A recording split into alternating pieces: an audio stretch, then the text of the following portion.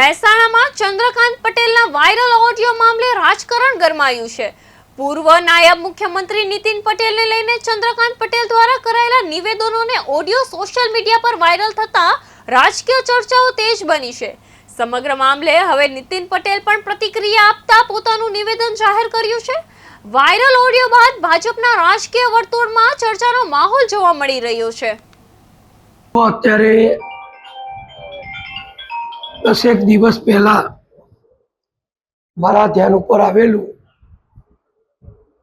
કે એક વ્યક્તિ જેનું નામ ચંદ્રકાંત પટેલ છે, એણે વિના કારણે મારા એની સાથે કોઈ લેવા દેવા નહીં, કોઈ જાતનો સંપર્ક નહીં, એ વ્યક્તિએ મારા વિરુદ્ધ બીજા કોઈ વ્યક્તિ સાથે વાત કરતા અપશબ્દો બોલ્યા, મારા વિશે ખરાબ બોલ્યા અને મારું રાજકારણ પૂરું થઈ ગયું અને હવે હું ક્યાંયનો નથી રહ્યો એવી એણે એ ઓડિયોમાં બીજા એક વ્યક્તિ જોડે વાતચીત કરેલી।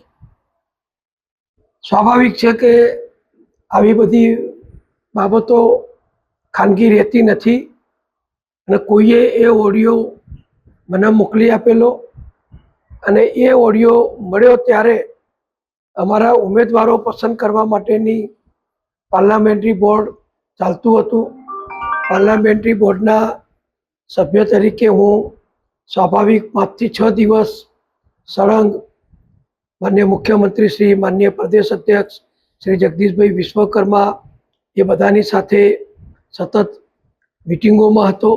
ઉમેદવારોની પસંદગીની પ્રક્રિયા ચાલી રહી હતી, એટલે મારી પાસે સમય મર્યાદિત હોવાના કારણે મને જ્યારે આ ઓડિયો મળ્યો એટલે મેં ઓડિયો એ વખતે અમારા મહામંત્રી શ્રી અજયભાઈ બ્રહ્મભટ્ટને મોકલી આપ્યો, અમારા મહેસાણા જિલ્લાના પક્ષના પ્રભારી શ્રી ભરતભાઈ ડાંગરને મોકલ્યો અને મહેસાણા જિલ્લાના પ્રમુખ શ્રી ગિરીશભાઈ રાજગોરને મોકલ્યો।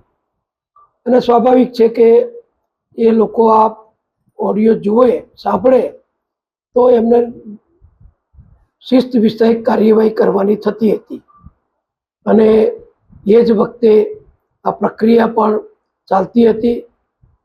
પરંતુ કમનસીબે એ વખતે મહેસાણાના ઉમેદવારોની પસંદગીની પ્રક્રિયા પૂર્ણ થઈ ચૂકી હતી અને આ ચંદ્રકાંતને મહેસાણા નગરપાલિકા એટલે હવે મહાનગરપાલિકાના ઉમેદવાર તરીકે ટિકિટ પણ મળી હતી। અને મેં અગાઉ પણ કહ્યું છે અને હજુ પણ કહું છું કે જ્યાં ભાજપનું કમળ નિશાન છે, વડાપ્રધાન નરેન્દ્રભાઈ મોદીજીનું નેતૃત્વ છે, એવા પક્ષના